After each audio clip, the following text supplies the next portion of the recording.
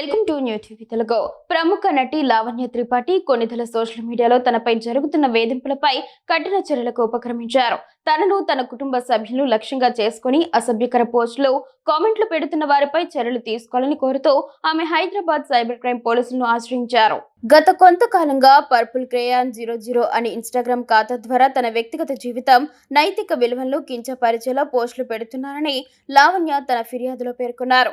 అత్యంత అసభ్య పదజాలంతో కామెంట్లు చేస్తూ తన ప్రతిష్టకు భంగం కలిగించే ప్రయత్నం చేస్తున్నారని ఆమె పోలీసులకు వివరించారు.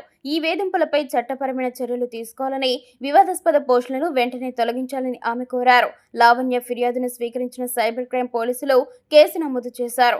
ఐటీ చట్టంలోని సెక్షన్ 67తో పాటు భారత న్యాయ సంహితలోని సెక్షన్లు 78, 79 కింద కేసు నమోదు చేసి దర్యాప్తు ప్రారంభించారు. సదరు ఇన్స్టాగ్రామ్ ఖాతాను నిర్వహిస్తున్న నిందితులను గుర్తించేందుకు సాంకేతిక ఆధారాలతో విచారణ జరుపుతున్నామని పోలీసులు తెలిపారు.